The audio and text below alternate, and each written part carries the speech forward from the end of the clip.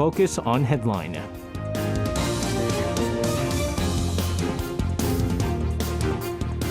Now let's take a look at what major issues are making the headlines today on Focus on Headline. Joining us in the studio, we have our reporters Yoo Soo-min and Park Se-won. Guys, welcome back. Good evening, Esther. All right, it's been a very busy 24 hours or so. A lot happening here on the peninsula. We're going to kick things off with all the provocations from the north. The South Korean president having said that he will respond sternly to North Korea's actions. Has been his basic stance since his inauguration. But what was being said on yesterday's provocation from the north, especially in his Memorial Day address. So, Sewan, start us off with this.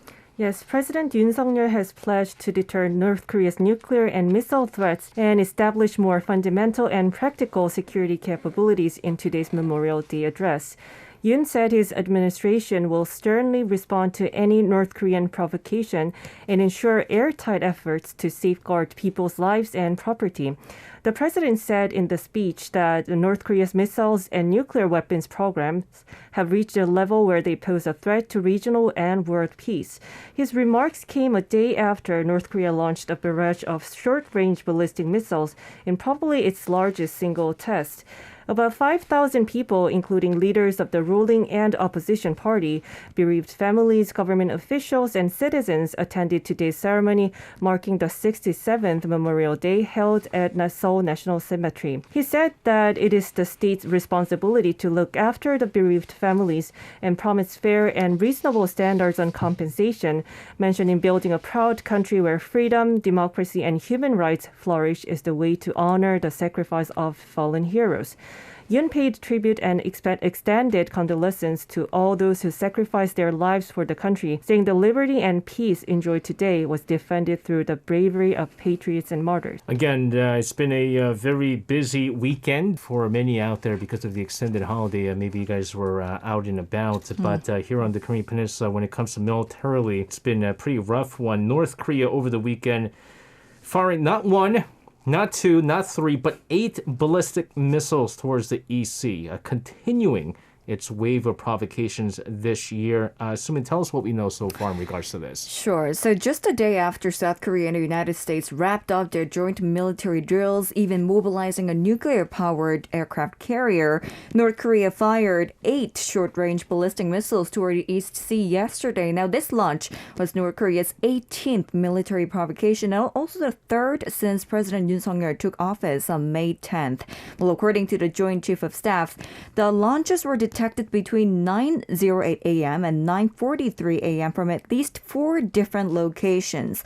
For example, it was fired around Sunan in Pyongyang, Gyecheon, north of the capital city of Pyongyang, and also the northwestern region of Tongchang-ri and the eastern city of Hamhung. Well, the missiles flew at varying distances, different altitudes and velocities from around 110 to 670 kilometers at altitudes of 25 to 90 kilometers with speeds of Mach 3 to 6. Now, according to detected intels, according to informed sources, SRBMs are believed to be the North Korean version of Iskander, KN-23, and also the North Korean version of ATACMS, KN-24, and also the new tactical guided weapons. The Joint Chief of Staff, of course, strongly condemned such missile launches, continued launch of missile provocations, saying that it poses a significant threat to peace and security not only on the Korean Peninsula but also in the world. And also soon after the launch, Joint Chief of Staff Chairman General Won In-cheol and General Paul Lagamera, who is also the top commander of the South Korea-U.S. Combined Forces Command, held video talks, and they also reaffirmed the allies' capabilities and defense postures to immediately track down and intercept North Korean missiles. As we always do, we try to find out why North Korea is conducting these provocations. Sometimes it's for absolutely no reasons. For many of the times, it's because there is something behind all. But, I mean, we've seen 3 ballistic missiles being shot at, not too long ago. But, I mean, 8 at once. I mean, this is something that's certainly very unusual right now. Exactly. So, as I said, this is the 3rd military provocation since the launch of the Yoon administration, and also just came 11 days after they fired the ICBMs and SRBMs on May 25th. Now, given that it's not not easy to strike and intercept missiles from multiple locations at the same time, the provocation could be intended to show off the regime's military capabilities to hit various targets at the same time. And apparently, considering that it came just a day after the joint military drills, partially it could be in protest against the joint military drills using the nuclear-powered aircraft Ronald Reagan. Well, Shin Jong-woo, a researcher at the Korea Defense Forum, he said that North Korea has fired 3 to 4 ballistic missiles, just like you said, at the same time to show off its military capabilities in the past. Well, it's tried to show that they are capable of striking multiple targets at the same time. For example, the Korean Peninsula and also the U.S. military base in Japan. And since the SRBMs are likely to carry tactical nuclear weapons, it also could be to boast their simultaneous nuclear strike capabilities. One thing to note here, it could possibly set a single-day record, firing 8 missiles within a day and making provocations once every 9 days on average this year. This latest escalation of tensions, very apparent escalation of tensions on the Korean Peninsula, apparently increases the likelihood of such tensions culminating in a nuclear test, which many of the observers and intelligence authorities have predicted. And South Korean and U.S. intelligence authorities are saying it's a matter of time. Yeah, I mean, the 8 missiles is something that's unprecedented. I've never seen this, to be honest with you. But, I mean, the consensus right now, you're absolutely right. I mean, the next big thing is going to be the 7th nuclear test, right? And so when is that going to happen? It seems like the 8 missiles they launched, I mean, it happened during the Memorial Day weekend here in the country. Some people are saying that maybe come Independence Day, 4th of July in the United States, maybe that's when they're going to be testing their 7th nuclear test. But nevertheless, South Korea and the U.S., they were not silent as they weren't with the 3 ballistic missiles that they shot not too long ago. In fact, the Allies fired 8 surface missiles in response to the latest North Korean provocation. What happened and what is South Korea's stance against the North threat? Sehwon, you have more on this. Sure. Kim Jong-un ordered the launch of 8 short-range ballistic missiles on Sunday, and it raised fears that he could be preparing to conduct the country's first nuclear test since 2017. As a response, South Korea and the United States launched 8 surface-to-surface missiles, including 7 South Korean and 1 American for over the course of about 10 minutes, beginning at 4:45 a.m. local time, and landed in the EC, according to Joint Chiefs of Staff of South Korea. The launch by the two countries was designed to demonstrate the capability and readiness to carry out precision strike against the source of North Korea's missile launches or the command and support centers. It was North Korea's 18th missile test of the year and came less than 2 weeks after its last one. It was the 3rd one after President Yoon took office. As Sumin mentioned, South Korea and the U.S. had just ended joint military drills when North Korea launched its latest missiles, and the swift response is further proof that Seoul's tougher stance since his election. The South Korean military strongly condemned North Korea's series of ballistic missile provocations and strongly urged the immediate cessation of actions that escalate military tensions on the Korean peninsula. Now, in addition to South Korea's response to the North provocation, is there any kind of signs of strong response from the United States? I mean, it does seem like there was a photo of 4 bombers dispatched to Guam that was posted on the Aircraft Spot, which is a private website for tracking aircrafts. Yes, so the 4 American B-1B bombers have arrived at Andersen Air Force Base on the island of Guam on the 4th. B-1B is one of 3 bombers models in America, famous for its high speed and high maximum load of 61 tons, optimized for the bombing. With a maximum speed of 1470 kilometers per hour, it can arrive in the Korean peninsula within 2 hours of its departure from Guam. It isn't clear if the bombers will be staying as part of the now sporadic bomber presence deployments to the Indo-Pacific region, or if they are there to take part in a major exercise or both. Valiant Shield, a series of large multi-domain war games targeting China, is getting underway in the Sea of Philippines and the Western Pacific Ocean. There have also been some expectations that a B-1 deployment can be used as a deterrent and hedge against North Korean actions, including a potential nuclear test. The B-1B Lancer flew in international airspace over the East Sea north of the Northern Limit Line right after North Korea's 6th nuclear test in September 2017. This is considered to be the northernmost U.S. bomber flew over the demilitarized zone to the north in the 21st century. Yeah, I mean, we knew that not only was the South Koreans under the new Yoon administration going to respond more harshly against North Korea's provocation, but especially with Biden having visited Seoul recently, we knew that the U.S. response was going to be pretty strong as well. What's interesting, though, this is something that we've been seeing quite often recently from North Korea. The state media not carrying any of these news articles related to the missile launches. Let's talk more about this. Sure. So North Korea's official news agency and some other state media outlets remained silent today after a barrage of missile test regime carried out over the weekend. The Korea Central News Agency KCNA is Pyongyang's official mouthpiece. It usually begins its morning news cycle with some reports on major events that happened the previous day, such as the leader Kim Jong-un visiting several important sites, their activities, or major weapons testing. And especially when it comes to missile testings or missile launches, they tend to publish articles the next day with some photos that characterizes or assesses the nature of previous day's missile firings. But on Monday, earlier today, the KDCA made no mention of the 8 short-range ballistic missile launches, which, according to South Korean military, were carried out Sunday morning. Now, the 노동신문, of course, North Korea's major newspaper, and other media outlets like the 우리 민족끼리, they also remained mum on the missile launches. So this is in contrast, stark contrast with the previous patterns, because they sometimes revealed some colorful footages of its ICBM launches, like the one on March 25th. They obviously have deviated from its original course, original pattern from last month by not reporting on whether the launch was successful or not. For example, it was the most recent one that occurred yesterday, and also the 3 ICBM SLBM launches on May 25th.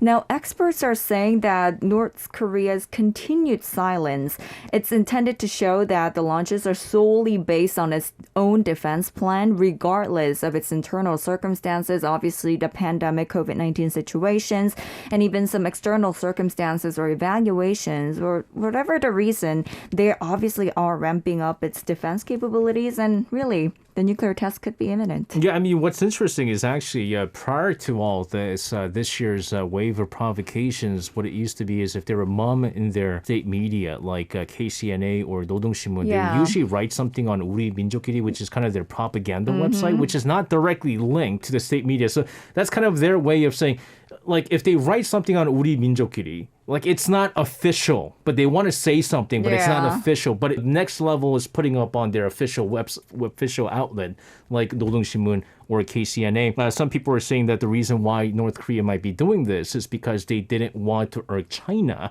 China certainly doesn't want a whole lot of attention coming their way in that region, especially with the U.S. getting involved. But what is interesting is the fact that just like President Yoon had previously said in his campaign pledge that he is going to be more hawkish against North Korea, we've certainly seen it.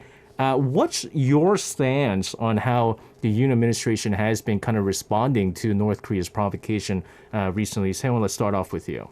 Okay, it's very definitely Yoon administration is saying that North Korea is the main enemy, and it's even specified in the defense white paper, so very hawkish against North Korea.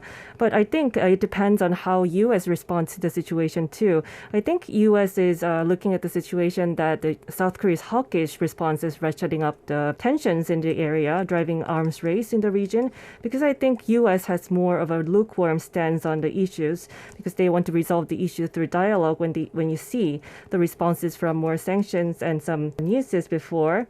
And President Biden wanted to meet President Moon in the visit to Korea because he wanted to use him kind of as a bridge to talk with North Korea rather than President Yoon. So I think the U.S. is more lukewarm on the stance to the response to North Korea. Yeah, but the meeting between Biden and Moon actually didn't, it didn't happen, right? And again, you're right. I think the U.S. is slightly more lukewarm than South Korea is because, again, we question how high in the priority list is North Korea for Washington, right? When they have like Ukraine issue going on, when they have China issue going on. Like, how high is it in their priority? But I think it's kind of shifted a little bit. I mean, they would be a little bit more interested now that the Yoon administration is kind of like, listen, I mean, we have this alliance, we got to work together.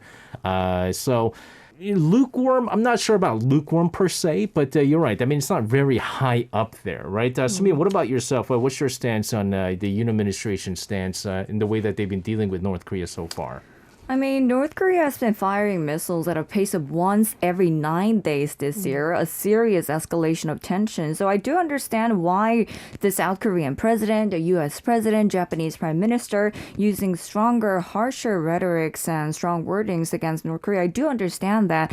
And also, the fact that they mobilized the Ronald Reagan, the nuclear-powered aircraft carrier during the joint military exercises. This is all geared towards sending a stronger warning message to North Korea. But I mean, is it effective toward North Korea? I'm not sure about that. But regardless of those stronger, why?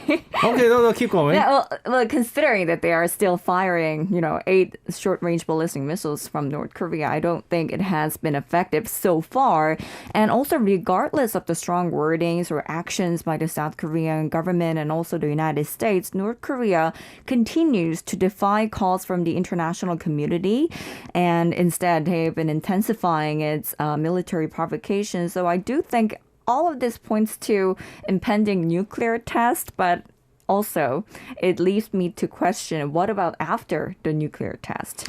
No, I'm just very surprised, Sumin. You kind of shared the same hawkish stance as President Yoon, and so you saying that this is not enough. I basically do, but I think really the escalating of tensions on the Korean Peninsula do no good to all the parties involved. Of course, South Korea, North Korea, the U.S. Wait, so are you saying that you're more for, I guess, the previous Moon administration's sort of sunshine policy? Sunshine policy. I don't know. We have to remain strategic. Wait, I mean, what happened to your hawkish stance, Sumin? Yeah, you're going... stance, basically. But, I think we need North Korea to change its behavior. I don't know what specific measures should be done to bring North Korea back to the negotiating table. I do think they have to care about internal affairs. I mean, North Koreans are suffering from COVID-19 pandemic, and I think they have to really seek out the international community's help for their survival. But they're not. That's the thing. Not. I mean, their ego's so big that they're not going to say, listen, we need help. But I mean, sunshine policy won't solve problems here, don't you think? Well, I'm not saying that it helps because my stance on North Korea has changed a lot ever since Ukraine, actually. Not necessarily what happened on the Korean Peninsula, but ever since what's been going on with Ukraine, my stance has changed in that, again, I mentioned this on the show before, but I think one of the Korean War has affected a lot of different countries directly and indirectly. South Korea, here on the Korean Peninsula, it's one of those cases where it's affected them indirectly in that what is the main reason why countries like the United States and its allies are not straight up attacking Russia right now? What is their main reason?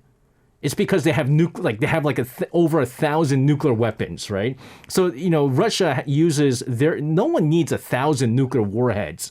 It's a deterrence. It's them going, listen, we can use this at any time, right? And that's the reason why Russia is kind of safe from all the Western attacks. And the best that the U.S. and the allies of Ukraine could do is assist them with equipments, right?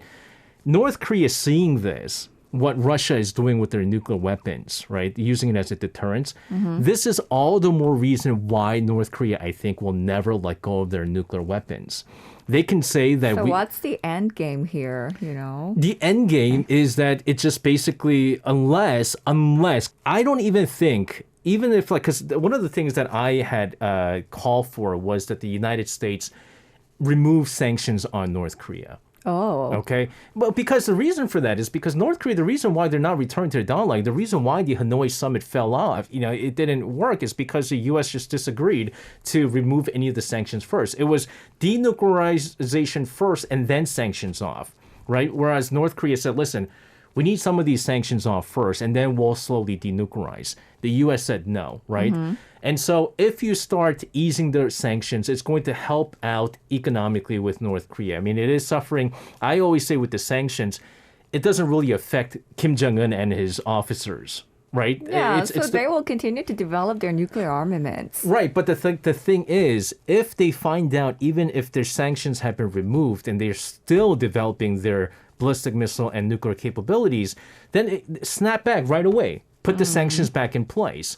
But if the U.S. decides they're going to remove the sanctions, I thought North Korea would slowly decide that they're going to stop their nuclear development. See what they do. And Yeah, then, but after North Korea seeing Russia, what they did with their nuclear capabilities, I don't think they'll ever get rid of it. Yeah. So what is the end game? I don't want to talk about the end game because it doesn't look good right now. But Professor Robert Kelly and he had mentioned something. He said, well, why don't we, instead of swinging for the fences, going for increments, right? Remove the sanctions. Yeah, And if you remove a couple of more sanctions, allow inspectors into North Korea. And so that they stop their development. And then ease it out, go from 10 nuclear weapons to 5. Go from 5. And then when you start gaining trust, go from 5 to 2. And then when there's more trust, go from 1 to 2, 2 to 1, I don't know, keep going down. That's the best case scenario because I don't think North Korea is going to get rid of the nuclear weapons after seeing what happened with Ukraine and Russia. And so my thing is North Korea's lost their chance at getting any kind of deal with the previous Moon administration. They're going to have to now deal with the Yoon administration, which is going to be hawkish. And I hope that the Yoon administration continues to be hawkish and not let go because North Korea's got to realize that they had their best shot and they lost it. And they're going to start realizing how much of a good opportunity it was during the Moon administration. Maybe then they'll start reacting, is what I think. So yeah, my stance has changed. I think they should continue to be hawkish because North Korea is not going to stop their nuclear development, to be honest with you. You know what is also not stopping is inflation. That's a big concern for us. Bank of Korea announcing that it's going to be adjusting the inflation projection to a much higher level due to, again, the Ukraine war, instability in oil prices. Food prices, of course, one of the hardest hit from the inflation in recent days. So how's the food prices in general, and when is it going to go back to normal, I guess, is the big question that everyone has. Yeah, the prices of processed food have recorded the sharpest rise in a decade amid rising global raw material costs. According to Statistics Korea, the index on processed food jumped 7.6% year-on-year last month to 109.19, marking the steepest increase since January 2012. By item, the prices of noodles, flour, cooking oil, and salt jumped by 20 to 30% in May. 69 of 73 products saw a price hike too. Dining out has not been spared from the price hike either. It has increased by 7.4% on year average year-on-year, and is the sharpest rise since 1998. 31 out of 39 items showed higher increase than the overall consumer prices increase of 5.4%. According to the Global Food Price Index for the month of May, released by the UN Food and Agriculture Organization, the index on grains rose 2.2%, and that of meat rose 0.5% compared to April, with the upward trend expected to continue for the time being. The food prices is only expected to stabilize if there's an easing of tensions in the Ukraine war, of course, and the drop in oil prices. You know, when you go to those neighborhood markets, some of the cheapest foods that you could enjoy are like guksu, which is like noodle, right? Yeah. Very affordable, actually. They used to cost like at most it was like 4,000. 4,000, yeah. At most. You were able to find some of these places where you could buy for like 2,000 won. But it's no longer the case. Like it's the cheap foods are no longer cheap right now. But my question to you guys is, I mean, do you feel the inflation in your everyday lives? Sumin, let's start off with you. I know you like to enjoy your share of very expensive foods. What? What are you talking about? I mean, I am definitely feeling it. Prices of groceries, day-to-day ingredients like noodles, flour, cooking oil, salt, vinegar. Most of the processed foods, their prices have shot up. And, people jokingly say that our wages remain the same, which means consumers' purchasing power will be downgraded with this high inflation. So directly it's affecting us, but we still do have to eat. So, people will have to manage their finances and budgets, allocating more to the food and eating criteria, perhaps reducing our other expenditures in other criteria until this food price inflation situation stabilizes. But perhaps what's more concerning, I read this article that there could be a potential eggflation, agriculture and inflation, which means when food prices rise more rapidly than the prices of other goods and services. And reportedly, there is this sharp increase in farming expenditures. For example, the price of fertilizers spiked by more than 214% compared to last year.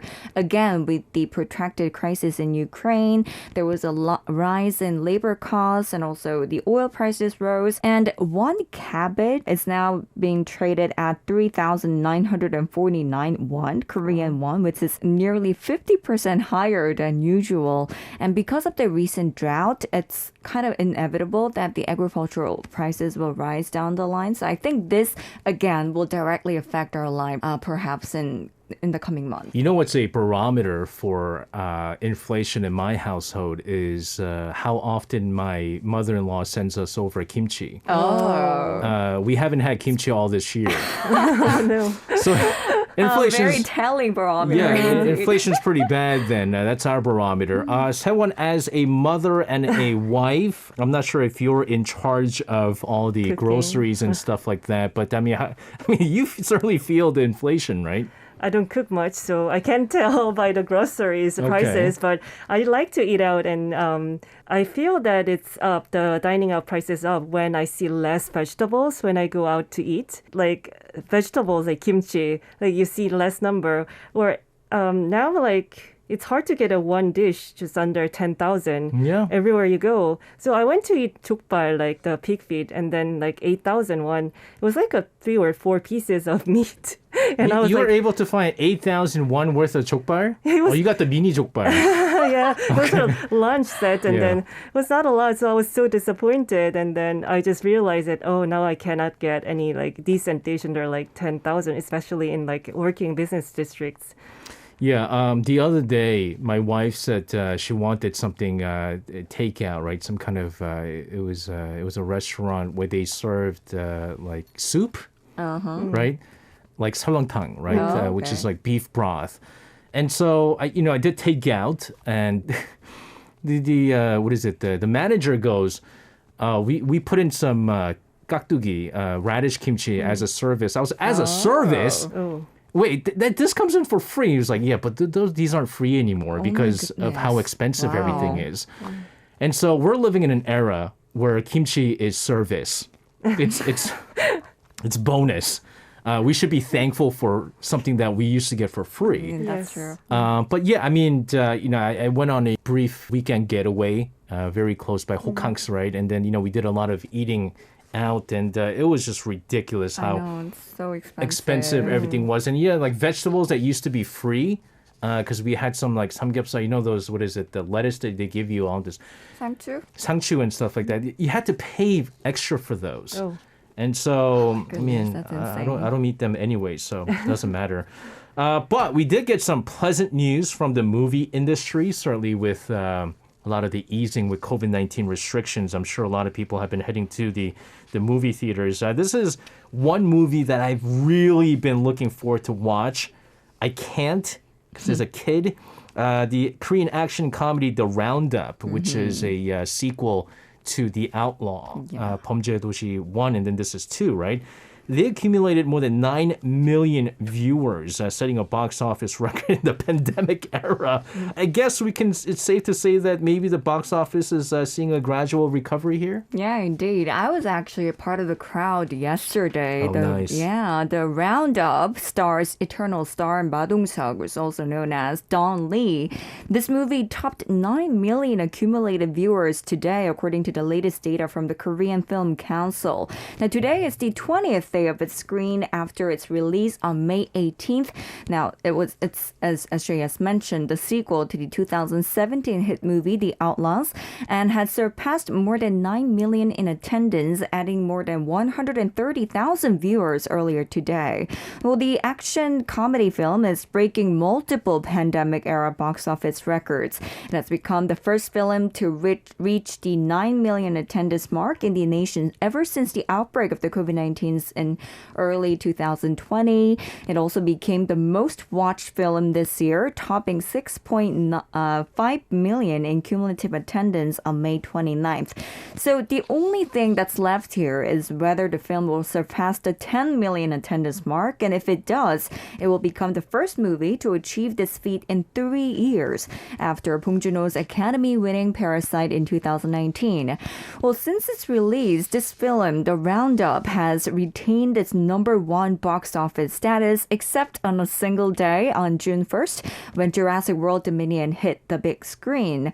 Well, the box office attendance numbers have nearly shot back up to the pre-pandemic level last month, recording a combined 14.55 million viewers in May. And also, a couple of big hit movies are coming up. Some other big-name award-winning films are to hit the theater later in the month. Well, Broker, for which South Korean star Song Kang-ho earned the top acting prize at the Cannes Film Festival, will premiere next Wednesday.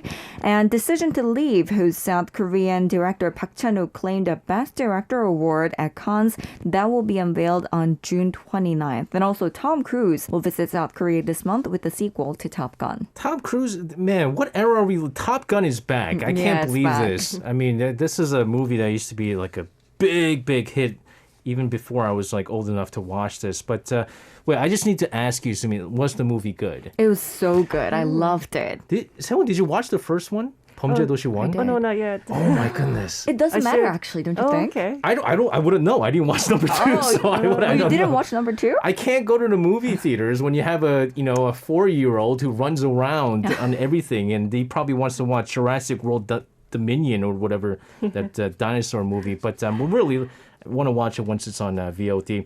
As we always do, we are going to wrap things up with some COVID-19 numbers here. As you know, we are seeing less and less numbers. Although I think because of this long extended holiday weekend, we're going to have some very low numbers moving forward here for a few days. Let's get some latest figures here, Sewon. Sure. South Korea has reported just over 5,000 new COVID-19 cases. It's the lowest since January 18th. The Korea Disease Control and Prevention Agency said Monday that 5,022 infections were confirmed on Sunday, including 17 from overseas. The figure is down by 1,000 from a week ago and is 4,900 fewer than 2 weeks ago. The country's cumulative caseload is above 18 million. The number of critically ill hospitalized patients has edged down to 129, remaining in the hundreds for 10 straight days. Sunday saw 21 deaths, raising the death toll to 24,279. The fatality rate stands at 0.13%. About 9% of the more than 7,800 hospital beds set aside for COVID-19 are currently in use. The occupancy rate of treatment centers handling patients with mild symptoms is just over 2%. On the vaccination front, 8.1% of the population and 20.4% of those 60 and older have received a fourth shot. Yeah, again, it's low numbers, but weekend effect. We have to see the action. I'm sure even tomorrow's number is going to be low since today is a holiday. Yeah. Yep. We have to see numbers from like Wednesday and Thursday, and because so many people were kind of out and about, we could see a slight spike in those cases. But nevertheless, I mean, did we see some more easing of COVID-19 related measures here? Yeah, Korea is expanding face-to-face treatment of patients and reducing monitoring of high-risk groups. Starting today, daily health checks of the intensive management group recovering at home, such as patients aged over 60 or older, or immunocompromised patients, will be cut from twice to once a day. Phone counseling and prescriptions for patients under the age of 12 will be changed to once a day. Also, the number of claims accepted for non-face-to-face treatment for children 111 in General Management Group will be lowered to 1 from 2 times a day. This is because the number of treatment facilities which can treat children patients in person is expanded to 4,100 places. Recommendation of 2 phone call consultations a day for elderly and children patients during the self-isolation period is also lifted. However, the fast-track procedure, a system that enables COVID patients at the highest risk of severe illness and death to receive tests, treatment, and prescriptions within 1 day, will be implemented within this month. Very quickly, Sumin, North Korea reporting over 66,000 more suspected COVID-19 cases. Well, I mean, they call it fever cases, right? Let's get the latest situation from North Korea. Sure. So according to the official state media KCNA, more than 66,680 people showed symptoms of fever over the 24-hour period until 6 p.m. yesterday. Well, the total cumulative number of purported fever cases in the country, with a population of 25 million since late April, came to more than 4.13 million as of yesterday, of which more than 4.01 million, or 97%, have recovered, and 127,620 are being treated. Well, the report did not really mention any new deaths, the death toll, or fatality rate. Well, the North said as of Friday, the death toll stood at 71 with a fatality rate of 0.002%. Well, experts, as we know, the figure publicly announced by North Korea lacks credibility because deaths are very few compared to the total caseload. So anyway, I mean, it's on a downward trend. No, I I highly doubt people really believe these numbers because even South Korea, which by the way, again, not to boast, but I mean, we have some of the best medical infrastructures in the world. And when we saw figures like what they were seeing, we saw, death toll on a daily basis in double digits and even saw in triple digits. So for them to see with their kind of infrastructure that they have, it makes absolutely no sense. Yeah. Very quickly, Besby had said Sumin is pretty and then message retracted. What? I don't know what that meant. I just had to mention it. Guys, thank you very much for coming in on this holiday. Stay safe. We'll see you guys again. Bye, SJ. You can listen to Korea Now with me, SJ Lee, by downloading the Arirang radio application or tune in online by visiting www.arirangradio.com. So make sure you tune in Mondays through Fridays, 6 p.m. to 8 p.m. Korea time.